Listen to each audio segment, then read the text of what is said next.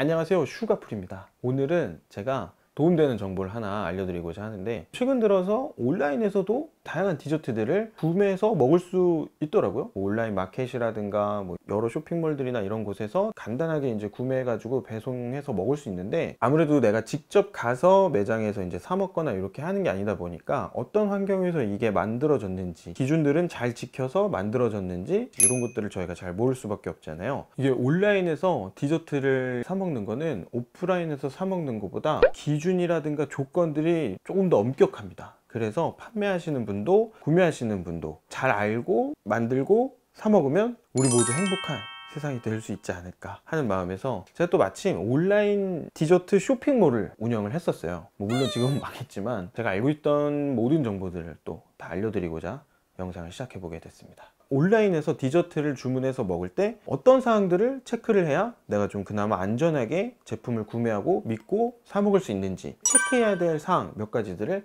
제가 오늘은 확실하게 짚어드리도록 하겠습니다.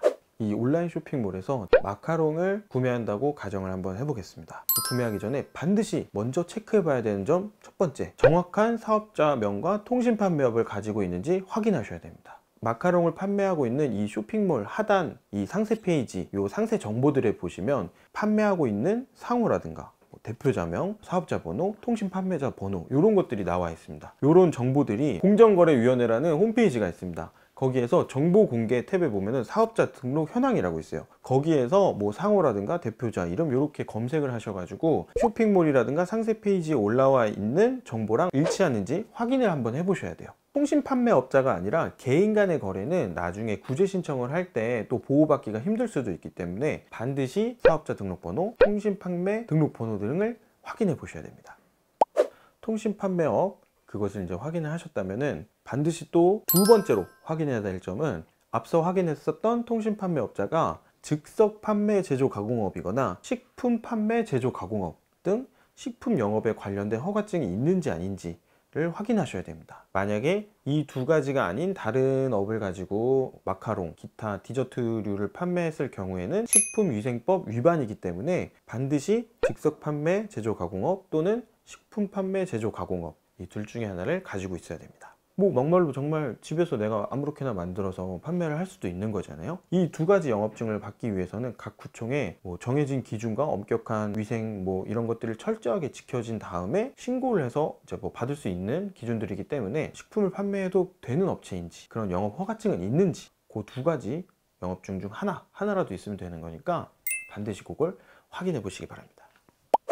마지막 세 번째, 특히나 택배로 제품을 시켜 먹을 경우에 반드시 확인하셔야 되는 점이, 이 제품 뒷면이나 아랫면 이런 데 보면은 깨알같이 막 조그만 글씨로 굉장히 많이 적혀 있는 그거 많이 보셨죠? 식품위생법에 의한 한글 표시사항, 제품명, 식품유형, 원재료명, 소재지, 그 다음에 업소명, 그리고 유통기간까지 소비자들이 이 제품이 만들어진 환경이나 이 제품에 들어간 원재료들에 대한 정보, 이런 것들이 반드시 표기가 되어 있어야 됩니다. 특히나 마카롱의 경우 일부 업소에서 팔았던 제품들이 색소라든가 미생물 같은 이제 부적합 판정 기준이 나온 적이 있어가지고 굉장히 또 한번 이슈가 됐었던 적이 있거든요. 특히나 이제 마카롱을 구매하시는 분들은 앞서 말씀드렸던 기준들을 또 잘 적용이 되어 있는지를 꼼꼼하게 체크해 보시고 구매하시는 걸 추천드리겠습니다. 이 마카롱 관련해서 이제 또 더 궁금하신 분들이 많을 텐데, 한국소비자원이라는 홈페이지에 들어가셔서 검색 창에다가 마카롱이라고 검색을 하시면 위생 관련된 이슈들이 뉴스나 카드 뉴스 또는 이제 보고서로 굉장히 잘 정리되어 있는 것들이 많거든요.